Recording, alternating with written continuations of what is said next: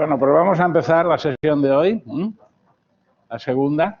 Como veis, son los fundamentos de la cirugía oncológica en general. Entonces, los objetivos de esta clase los tenéis ahí. En primer lugar, pues bueno, dos palabras acerca de lo que supone hoy en día los tumores sólidos, que son los que la mayoría de las veces encontraréis en vuestra práctica habitual. Y conocer el trabajo, la importancia de lo que es el equipo multidisciplinar, algunas características de la biología celular y molecular del cáncer, que pasaré rápidamente porque estos temas imagino que los habéis tratado ya en otras asignaturas o los iréis tratando. La vía de diseminación, la importancia de la estratificación tumoral y lo que es luego el abordaje del tratamiento como estudio de evaluación fisiológica o preparación para el tratamiento y lo que es en sí el tratamiento quirúrgico y unas pinceladas sobre otras modalidades de tratamiento en este tipo de lesiones. El tema de las enfermedades malignas o la oncología, pues es importante en la actualidad porque sabéis que es una de las primeras causas de mortalidad. Digamos que un tercio de la población aproximadamente pues sufrirá las consecuencias de esta patología en general y bueno, pues en vuestra área pues encontraréis diferentes campos en los cuales hay que estar atento a la presencia de la posibilidad de estas lesiones porque hoy en día pues los tratamientos en general suelen ser bastante efectivos, pero requieren de un diagnóstico precoz antes de que la enfermedad, digamos, avance en su progresión excesivamente y dé lugar a diseminaciones y complicaciones que son muy importantes de cara a la calidad de vida y al pronóstico final de estos pacientes. Cuando estamos hablando de tumoraciones o de cánceres sólidos que aparecen en órganos o en tejidos o en territorios, como veis ahí, pues la manifestación puede ser distinta, puede ser en forma de úlceras, puede ser en forma de crecimiento de masas, puede ser en forma de infiltraciones en vecindad, etcétera, etcétera. Ahí tenéis diferentes ejemplos. La realidad es que, bueno, pues clásicamente podríamos decir que la cirugía había sido siempre la mejor opción de tratamiento y de manejo de este tipo de tumores sólidos, porque realmente estamos todavía en una fase en la cual otros tipos de tratamientos, la realidad es que tienen un efecto reductor de lo que es la masa tumoral en cuanto a destrucción de células tumorales, pero sin embargo el tratamiento más radical es la extirpación de la lesión. Seguro que conocéis la frase que se utiliza por ahí de cortar por lo sano. Cortar por lo sano no quiere decir nada más que realmente eliminar todo tipo de lesión que está causando el problema. Y esto es una doctrina popular perfectamente exportable a lo que es la cirugía oncológica, la cirugía del tratamiento del cáncer. O cortamos por lo sano, es decir, por tejido vecino que no esté afecto, o realmente no estamos haciendo un tratamiento curativo. Bueno, como decíamos en los objetivos, hace años el tratamiento de los cánceres era un tratamiento pues muy espectacular desde el punto de vista quirúrgico, en el cual se tenía muy en cuenta la destreza quirúrgica para eliminar estas lesiones, pero eso generaba pues unos protagonismos que realmente en la actualidad no son así. En la actualidad el tratamiento del cáncer, el fundamento es la discusión multidisciplinar por parte de varios especialistas que participan de alguna forma en cada uno de los procesos en los cuales se reconoce la existencia de la enfermedad, se planea el tratamiento, se ejecuta el tratamiento y se hace el seguimiento o el control de la adecuación del tratamiento al problema. Y eso exige, como veis ahí, un equipo multidisciplinar. Esto no es un tratamiento de un médico, sino que es de muchos, en los cuales tenemos que tener en cuenta la necesidad de profesionales que participen en el diagnóstico, como puede ser, en primer lugar, pues el clínico, que hace la exploración correspondiente, hace el detalle de los síntomas y de las características por las que acude el paciente, el que presenta su queja. Después de esto, con el enfoque diagnóstico, ya aparece la necesidad de complementar o llegar al diagnóstico. Las primeras fases suelen ser el estudio complementario, bien pues mediante métodos radiológicos, mediante análisis, etcétera. Y como veremos luego, pues el diagnóstico fundamental de todas las lesiones oncológicas es el conocimiento anatomopatológico de la naturaleza de la lesión, para lo cual se requiere tomar una biopsia.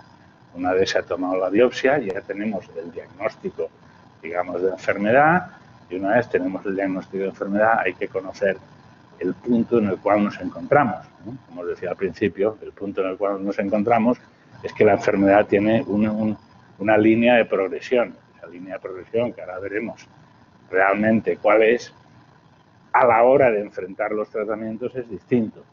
Es distinto si tú tienes una avanzada a tener un cáncer diseminado, ¿no? Y entre medio, pues encontrarte muchas o diferentes situaciones dependiendo de cada paciente que tiene una lesión de esta.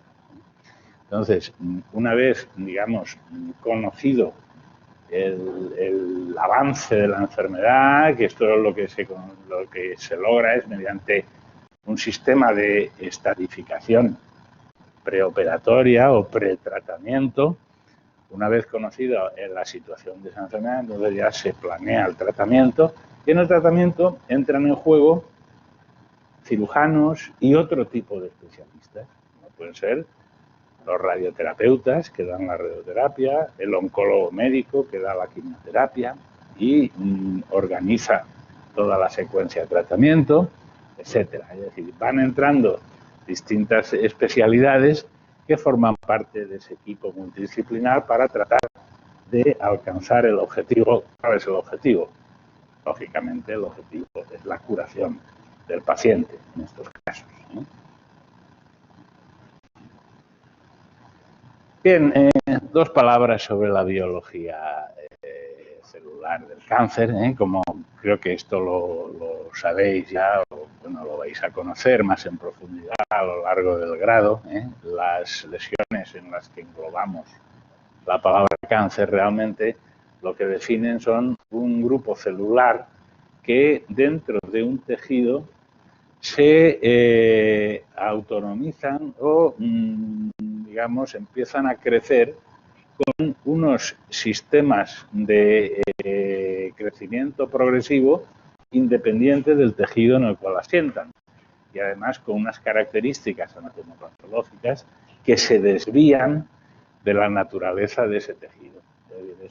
Dan lugar a una masa de crecimiento de células propias de ese tejido, pero que no responden a los patrones normales de ese tejido en una etapa adulta. Entonces ahí tenéis una serie de condiciones que se presentan propias de estos tumores malignos, en los cuales pues se da un crecimiento pues con unas características totalmente distintas. Normalmente es un crecimiento que se desdiferencia, porque claro, el tejido adulto está diferenciado, y en este caso el tejido canceroso lo que hace es hacerse como un tejido juvenil, es un tejido desdiferenciado. Esa célula se aparta de lo que es una célula madura, no funcionan como células normales, van invadiendo los tejidos vecinos, es decir, que tienen capacidad de crecimiento infiltrativo en vecindad, invaden las estructuras adyacentes, es decir, anatómicamente las estructuras que están próximas van afectándose, y finalmente tienen la posibilidad de metastatizar, que es una condición por la cual, digamos, en territorios alejados de la localización del tumor, aparecen grupos de masas celulares tumorales que reproducen las características del tumor primario. Estas metástasis pueden ser de diverso tipo, como ahora veremos, pero lo característico es eso.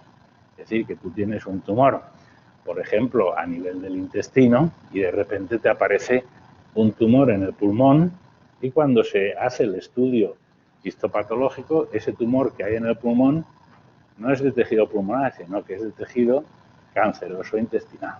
Es la propiedad típica de la metástasis. Hoy en día, pues no quiero entrar mucho en esta cuestión porque también la trataréis en otros sitios, pero realmente pues se sabe bastante de la participación genética en lo que es la biología tumoral. Al ser un crecimiento desordenado de células tumorales, el origen del problema está en la relación genética que puede haber entre inducción al crecimiento y control o supresión de ese crecimiento, que es lo que domina en un tejido adulto. Un tejido adulto, digamos, tiene unos patrones genéticos de balance normal entre estímulo al crecimiento y control de ese crecimiento. Entonces, en diferentes tumores sólidos de nuestro organismo, hoy en día se conocen perfectamente la existencia de genes asociados a defectos de esta función. Entonces, en principio, los genes que están asociados a una inducción al crecimiento exagerado, pues son genes oncogenes propios de estímulo de crecimiento tumoral.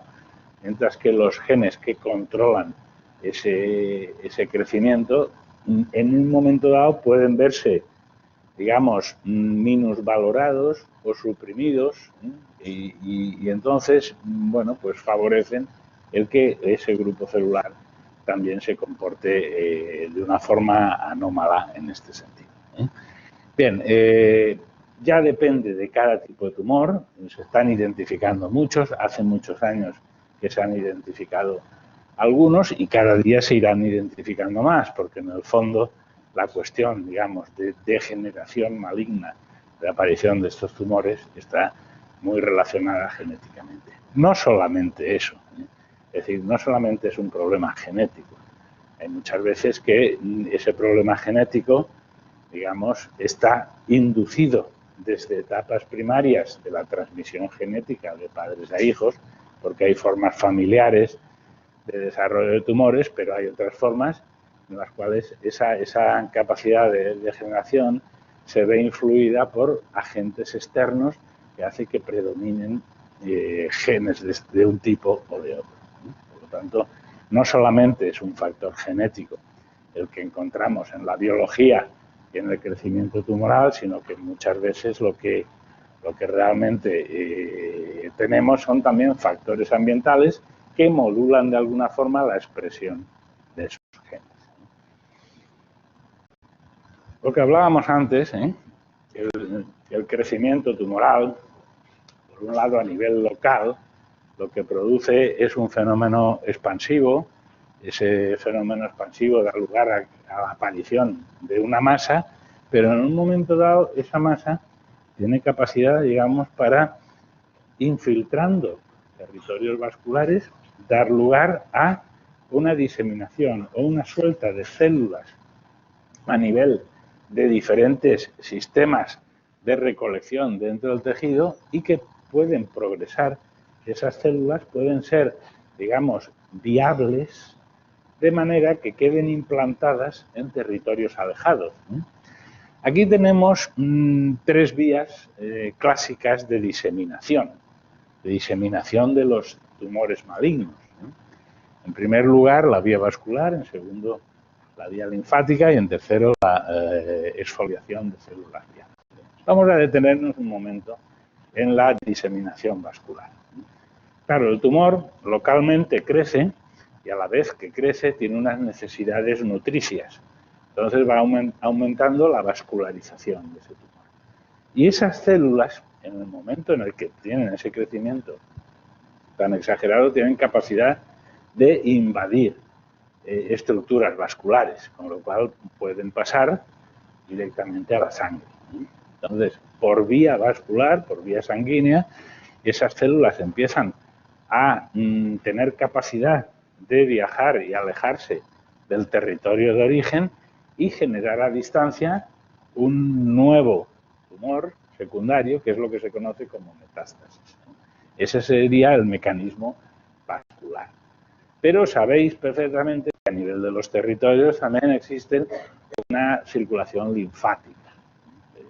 La circulación linfática o los vasos linfáticos lo que hacen es eliminar de otra forma y poco a poco excedentes de la matriz de los tejidos y por vía linfática hacerlo circular hacia zonas centrales y de esas zonas centrales ya acaba vertiéndose al territorio vascular. Entonces, una de las posibilidades también de diseminación de los tumores es la vía linfática. Entonces, esta vía linfática normalmente se manifiesta por la aparición de tumoraciones ganglionares en las zonas que recogen o hacen estaciones de recogida de esa linfa de los tejidos. Entonces, aparecen metástasis también en zonas ganglionares que son las adenopatías propias de la región anatómica donde asienta el tumor primario. Hay una diferencia importante entre lo que es la vía de diseminación vascular y la vía de diseminación linfática, que es el concepto de generalización del tumor o el concepto de mantenimiento de una situación local y regional del tumor.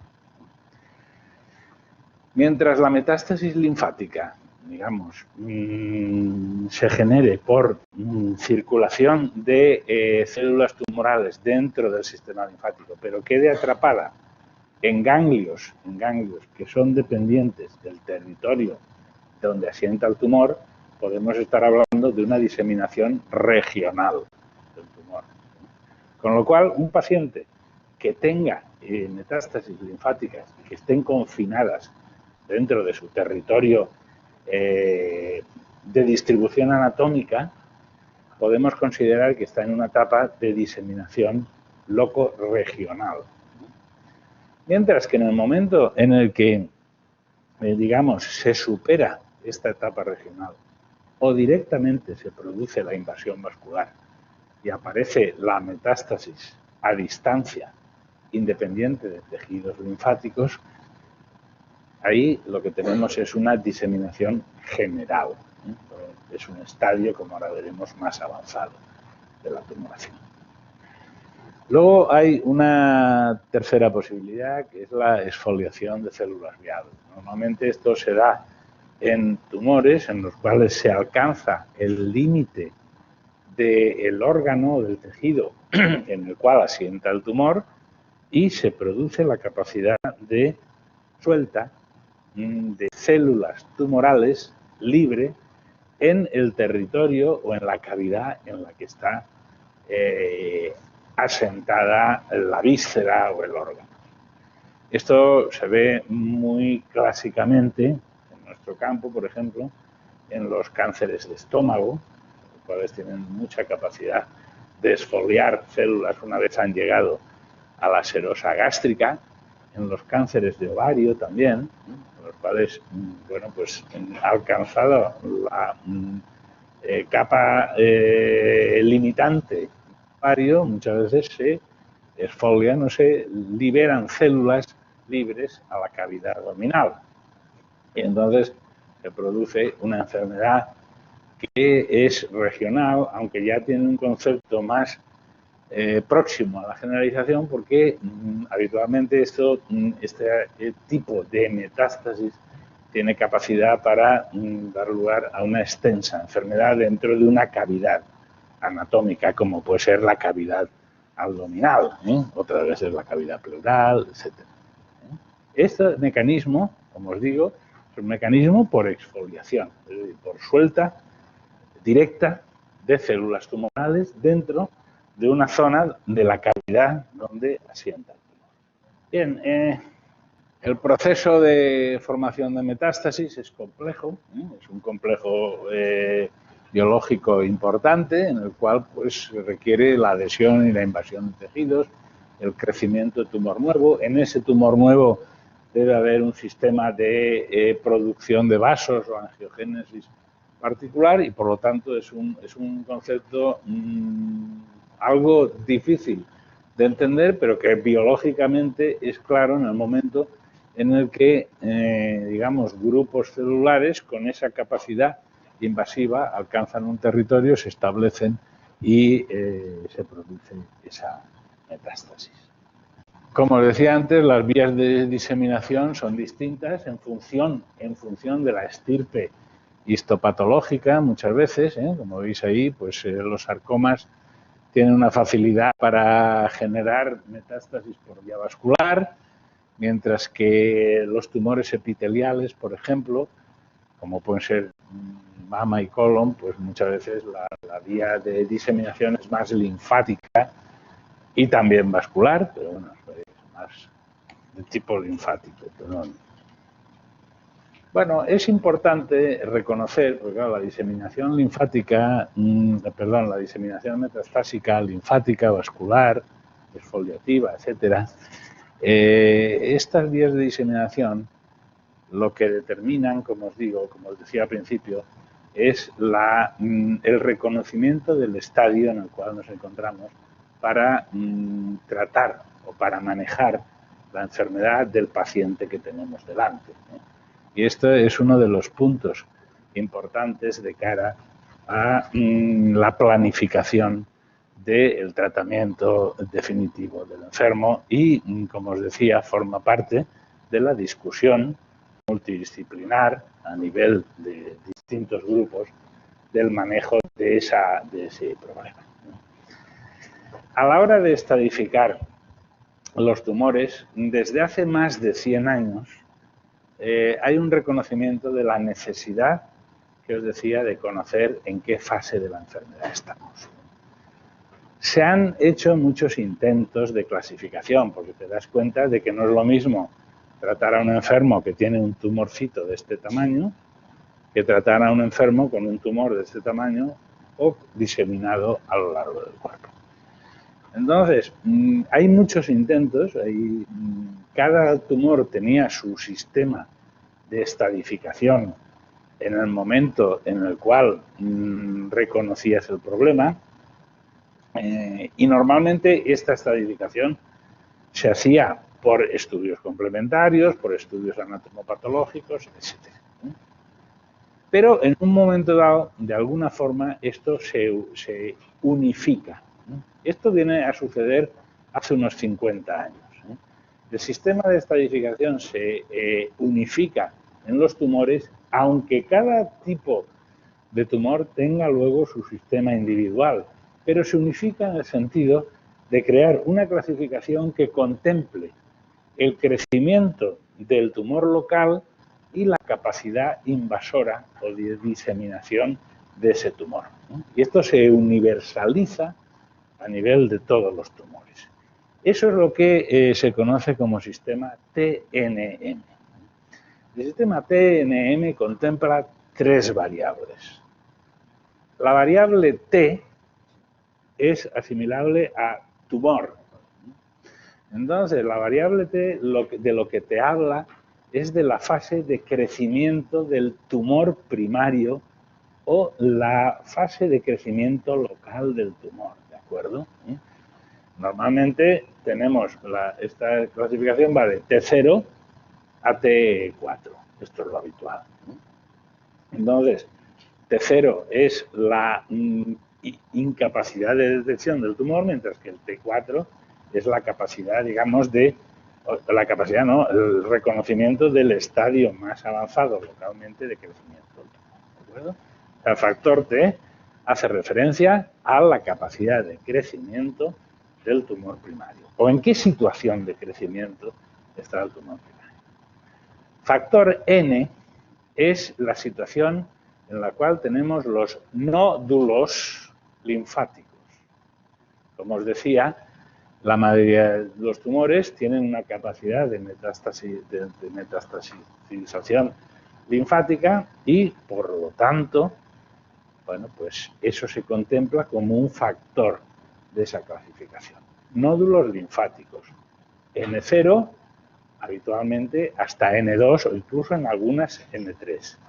El N0 es la inexistencia de metástasis linfática y luego, a medida que van apareciendo números, pues va progresando la detección de nódulos linfáticos. Hay más, hay menos, están en un territorio, están en otro. Cada tumor tendrá su clasificación, ¿de acuerdo? Pero recordar, N hace referencia al nódulo linfático. ¿Y M? ¿A qué hará referencia M? Pues M hace referencia a la metástasis de tipo vascular, o a la metástasis a distancia.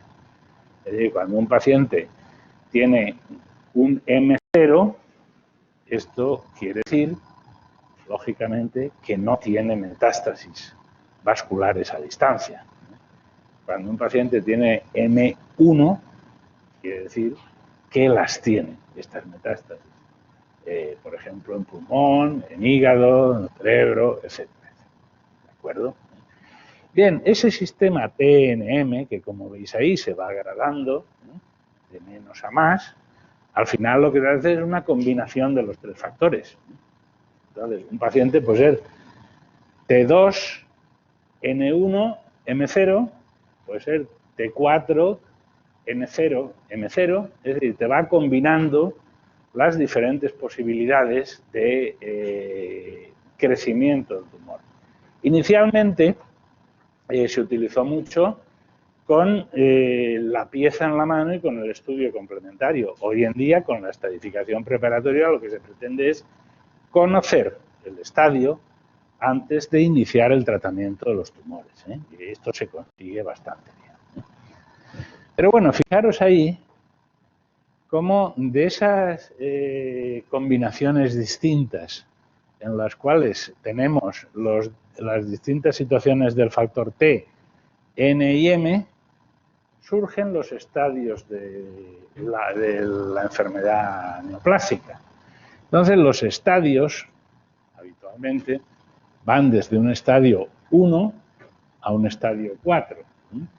Como veis ahí, el estadio 1 sería un tumor mínimo, pues sería un T1, N0, N0, mientras que el estadio 4 son tumores ya muy avanzados. Son tumores en los cuales aparece un tumor localmente muy avanzado o aparece una situación de metástasis linfática más o menos avanzada y una situación muchas veces de metástasis diseminada o por vía vascular a distancia. Entonces, fijaos cómo esto es importante, la estadificación, de cara a la planificación del tratamiento y al establecimiento de un pronóstico. Los pacientes, cualquiera que se pone enfermo, lo que quiere saber es cuál va a ser su futuro. Es decir, yo tengo esta enfermedad, me voy a curar, me va a costar mucho curarme, no me voy a curar. Esta es la pregunta típica que se hace un paciente ante cualquier enfermedad. Entonces, esto es, digamos, el pronóstico que tú estableces frente a una enfermedad.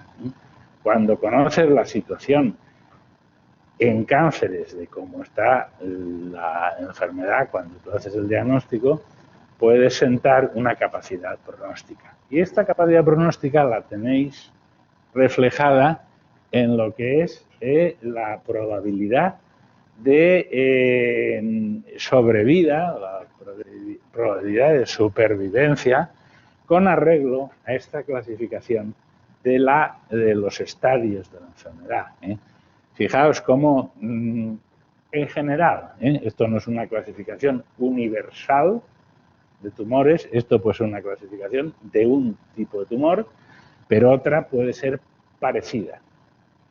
Entonces, fijaos cómo las supervivencias en estadio 1 son muy altas, por encima del 90%. Hay tumores en los cuales es el 100% la supervivencia en estadios 1, ¿no? Igual que hay otros en donde no es el 90%. Por ejemplo, si estamos hablando de cánceres de páncreas, ¿no?, que son cánceres agresivos, ¿no?, o cánceres de pulmón, las supervivencias en el estadio 1 son más bajas, pero son altas. Son altas en comparación con los estadios más avanzados. Del estadio 1 al estadio 4, fijaos la diferencia en supervivencia que tenemos en este tipo de tumor.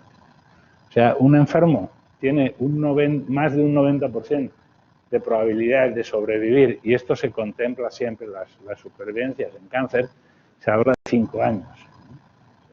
Digamos, es el punto de corte de las supervivencias. Entonces, la posibilidad es superior al 90%, mientras que si tú estás en un estadio 4, cualquiera de estas condiciones, la probabilidad de supervivencia es menos del 10%. Fijaos como además, a medida que vamos incrementando la diseminación o el avance de la enfermedad, la probabilidad de supervivencia va disminuyendo. Es un buen sistema de clasificación de la enfermedad.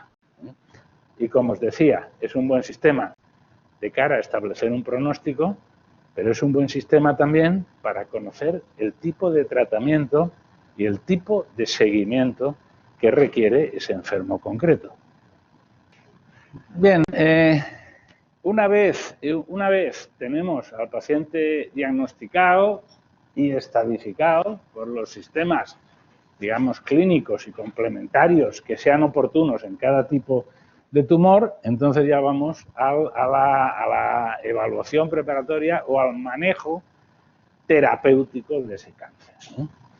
Bueno, hablamos de evaluación preparatoria fisiológica en primer lugar porque, como os digo, los tumores sólidos, clásicamente, el manejo es quirúrgico y hay otros tratamientos que pueden participar bien antes, bien después, pero el tratamiento curativo, pues todavía estamos en el concepto de que el tratamiento es quirúrgico, es de extirpación. Bien, entonces, bueno, pues la evaluación preparatoria fisiológica normalmente lo que quiere conocer es el estado, digamos, de salud en el que se encuentra el paciente, ¿no? Hay muchos índices. Aquí tenéis un ejemplo, el índice de Karnofsky, que hace relación a la capacidad vital y a la merma que existe en esa capacidad vital en un paciente por la enfermedad tumoral, ¿eh?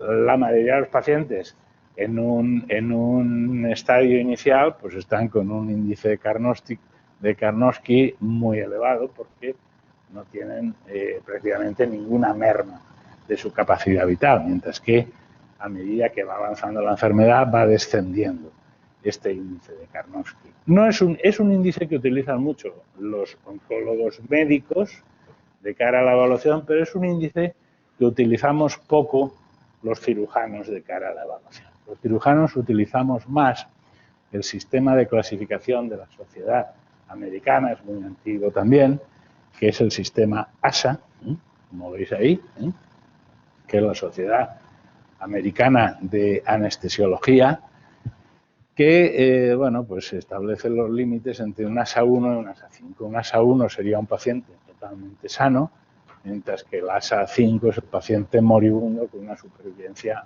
con una probabilidad de supervivencia muy baja. Bien, esto es un sistema, digamos, para conocer de cara a una intervención quirúrgica a la situación a la que te enfrentas desde un punto de vista general.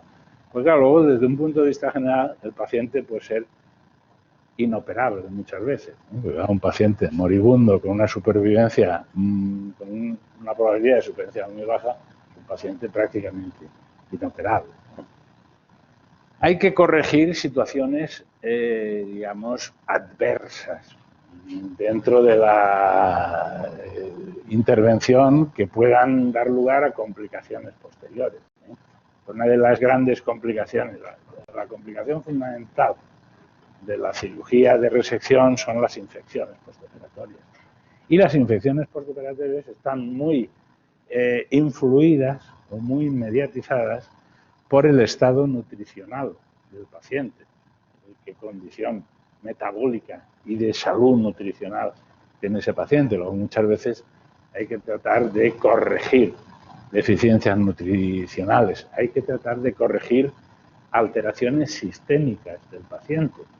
Por ejemplo, anormalidades hematológicas. Muchos tumores provocan síndromes de anemia crónica. Estos síndromes de anemia crónica entorpecen la cicatrización y ensombrecen el pronóstico de una cirugía de forma inmediata. Otras veces son trastornos sistémicos funcionales a nivel respiratorio, a nivel de hígado, etcétera, etcétera. Y bueno, pues hay muchos pacientes con tumores son pacientes de edad avanzada, con otras patologías, como os he dicho, entonces muchos de ellos llevan medicaciones que van a dar lugar a problemas dentro de una intervención, luego esto hay que valorarlo, en conjunto. Digamos, dentro de la evaluación prequirúrgica hay que corregir una serie de anomalías o trastornos que pueden incidir desfavorablemente en la evolución de ese paciente. Hay que lograr un consentimiento informado, es decir, hay que explicar al paciente qué es lo que le pasa. Esto es un requisito legal. Los pacientes tienen que consentir en el tratamiento que se les está proponiendo. Y luego tenemos también la posibilidad de hacer un tratamiento preoperatorio del propio tumor cuando estamos frente a tumores avanzados. Esto es lo que se conoce como concepto o tratamiento neoadyuvante. Es decir, cuando tú tienes previsión hoy en día de que puedes dar un tratamiento complementario mediante quimioterapia y radioterapia y no esperas al momento posterior a la intervención, sino que lo efectúas, como veis ahí, antes del manejo quirúrgico o de extirpación de ese tumor. Ese tratamiento neoadyuvante normalmente se utiliza en tumores localmente avanzados y es un tratamiento que lo que pretende es reducir el estadio del tumor. Muchas veces el tumor pasa de un estadio T4 a un estadio T3 o de un T3 a un T2, de un N1 a un N0. Se pretende conseguir una reducción del estadio del tumor y muchas veces también una reducción del tamaño del tumor, porque ese tratamiento neoadyuvante lo que consigue es reducir el volumen tumoral y que quirúrgicamente el tumor sea más abordable. Bien, los objetivos del tratamiento quirúrgico, como veis ahí, se pueden dividir en varios tipos. Por un lado, dos palabras de prevención, diagnóstico y estratificación. El más importante es la curación. El punto, digamos, sería el objetivo fundamental, pero luego hay otras posibilidades que son la citorreducción, la reducción de masa tumoral y la paliación de síntomas. Y por último, digamos, está el tratamiento de rehabilitación, es decir, conseguir que funcionalmente el paciente tenga una calidad de vida adecuada a la extirpación correspondiente de la tumoración que le hayamos hecho. El tratamiento preventivo normalmente se hace en diferentes condiciones en las cuales sabemos que individuos que genéticamente están predestinados al desarrollo de una neoplasia maligna, de alguna forma vas a adelantarte a esa aparición y vas a extirpar un órgano que está abocado por condiciones genéticas normalmente familiares al desarrollo de tumores. Y esto se da, por ejemplo, pues en poliposis adenomatosas familiares que afectan al intestino grueso o afectan al intestino y al aparato digestivo en general. Situaciones de neoplasias endocrinas múltiples que afectan, como veis ahí, a diferentes órganos de secreción hormonal interna, como pueden ser el tiroides, las glándulas suprarrenales, etc. O bien tumores o condiciones genéticas que afectan a la mama en la mujer especialmente y que a lo largo de su vida pues le van a condicionar el riesgo muy elevado, prácticamente inexorable, de la aparición de tumores de mama, como pueden ser los genes BRCA1 y BRCA2, que, bueno, pues hay muchas mujeres que se deciden hacerse una mastectomía profiláctica para evitar la aparición de ese tumor. Es decir, todas las condiciones genéticas bien conocidas hoy, que sabes que en su evolución natural te van a producir al final una neoplasia maligna, tienen la posibilidad de hacer un tratamiento preventivo. Y ese tratamiento preventivo es la extirpación del órgano previo al desarrollo de la neoplasia maligna. Bien, como diagnóstico y estadificación, fundamentalmente el diagnóstico quirúrgico lo que se trata es de obtener suficiente tejido para alcanzar el diagnóstico, tener una muestra adecuada y que, bueno, pues la biopsia sirva para hacer tratamientos. Tenemos diferentes posibilidades. Estas son básicamente las 4 posibilidades de diagnóstico anatomopatológico como tal de enfermedad neoplásica. En primer lugar, la punción directa y obtención de células del tejido. En segundo lugar, es una biopsia similar, pero con aguja más gruesa del tejido.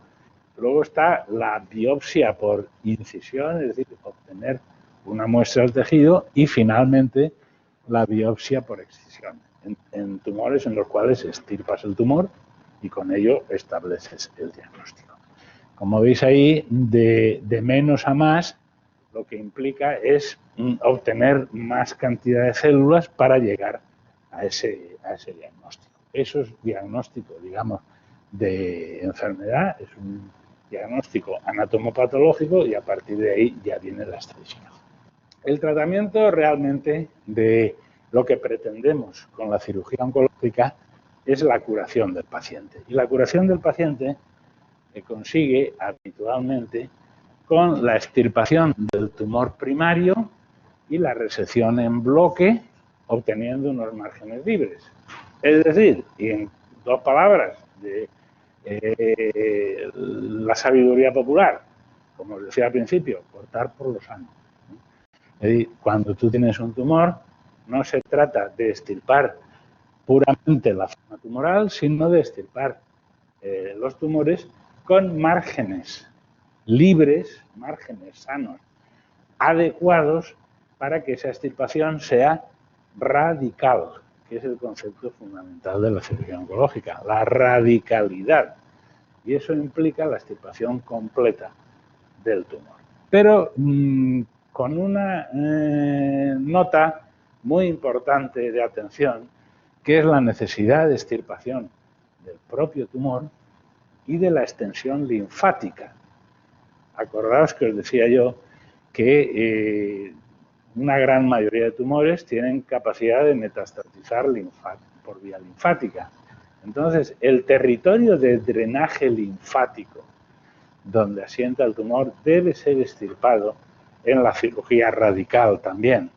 Y esto es lo que hace muchas veces que la cirugía de extirpación sea como muy exagerada en relación al tumor. Es decir, nosotros podemos tener un tumor local de 2 o 3 centímetros y, sin embargo, estamos extirpando tejido en una cantidad pues, de 25 centímetros, porque realmente lo que tienes que extirpar es toda el área donde asienta el tumor y la extensión linfática de ese área. Y eso implica extensiones muchas veces más alejadas del tumor de lo que aparentemente te parecería que es lo lógico. Bien, después de la cirugía de curación o de la cirugía de resección, viene pues la reconstrucción. Ahí vais a ver varios ejemplos. Pues un paciente, por ejemplo, con un tumor, con un epitelioma del labio, en el cual, como veis, lo que se hace es una extirpación por vía adecuada, con adecuados márgenes, pero luego hay que hacer la reconstrucción. Típica es una reconstrucción plástica. Ahora veremos algún ejemplo más. Esto, entre comillas, sería una reconstrucción simple, no es tan simple como podéis ver, pero vais a ver algún ejemplo de intervenciones mucho más complejas desde el punto de vista de lo que es la extirpación y la reconstrucción. Esta es una de las intervenciones, digamos, ya más complejas, cuando tenemos, por ejemplo, tumores de la cavidad oral, tumores de la lengua, etcétera, en las cuales, como veis ahí, pues hay que hacer extirpaciones realmente muy complejas del área facial. Antiguamente se conocían como operaciones comando, porque implican mucha resección de tejido tumoral y tejido sano. Acordaos, no solamente se trata de quitar el tumor, sino de extirpar la extensión linfática. Por lo tanto, muchas veces esos tumores, digamos como en este paciente tenemos una resección prácticamente de toda la zona de mandíbula inferior, está marcada también la hemilengua para hacer una extirpación completa de la hemilengua y luego requieren pues una reconstrucción bastante compleja para solucionar el defecto. Es muy importante, como os decía también, acordaros siempre que en la extirpación radical del tumor, cuando pretendemos la curación, se haga el abordaje de todo el territorio linfático de drenaje de ese tumor. Disecciones cervicales, como veis ahí, lo que se está haciendo es toda una extirpación del área de drenaje linfático ganglionar a nivel cervical, que es el territorio de drenaje, de esos tumores de la cavidad oral o de la zona de la cara. Bien, el tratamiento quirúrgico de las metástasis hoy en día también se plantea. A veces cuando hay metástasis a distancia, esto ya depende, como os decía, el tipo de tumor, pero bueno, pues es posible hacer tratamiento quirúrgico de las metástasis. Esto hace 20 años prácticamente no se contemplaba, era todo tratamiento, digamos, médico o paliativo. Pero bueno, hoy en día pues se puede hacer siempre que haya ausencia de enfermedad locorregional, o bien hacerlo sincrónicamente con el tumor primario. Y luego tenemos un cuarto concepto que es la citorreducción. La citorreducción es un concepto de disminuir masa tumoral. Estos ya son tumores localmente muy avanzados donde no puedes extirpar el tumor por zona sana y lo que pretendes es conseguir una reducción de masa tumoral para que el paciente pueda después ser sometido a otro tipo de tratamiento. Bien, está muy discutido este tratamiento, como veis ahí, pues no hay clara evidencia de que aumente la supervivencia, pero parece que el tratamiento médico pues consigue más efecto, disminuye un poco la resistencia a las drogas y tiene su sitio en cierto tipo de tumores muy particulares, en otros no tiene ninguno. Es importante también cuando el paciente no tiene posibilidades curativas la posibilidad de paliación, es decir, evitar situaciones lo más penosas posibles. El tratamiento paliativo lo que pretende es mejorar la calidad de vida de un paciente que no es curable, y como veis ahí, pues hay diferentes situaciones a tratar, como pueden ser la obstrucción intestinal, la ictericia obstructiva, la obstrucción urinaria, etcétera, etcétera. El tratamiento paliativo ya no estamos actuando sobre la posibilidad de curación, sino mejorar sintomáticamente al paciente. Y luego, por último, el tratamiento de rehabilitación, que realmente es la cirugía de reconstrucción. La cirugía de reconstrucción, dependiendo del territorio que estemos manejando, es muy variada. Como veis ahí, por ejemplo, arriba tenemos por la reconstrucción de la cavidad oral con colgajos de cresta ilíaca, otra vez con peroné, con injertos libres, etcétera. Colgajo de recto en reconstrucciones mamarias, porque la cirugía esta de reconstrucción y rehabilitación es importante.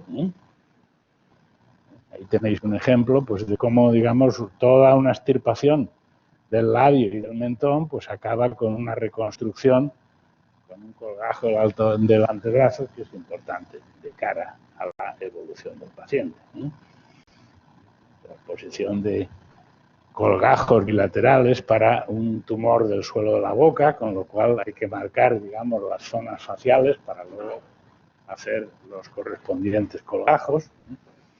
Como os digo, pues es una situación importante de cara a la evolución. Bien, y con esto ya tenéis pues, el concepto básico de lo que es la cirugía oncológica. Si queréis hacer algún comentario, tenéis alguna duda al respecto,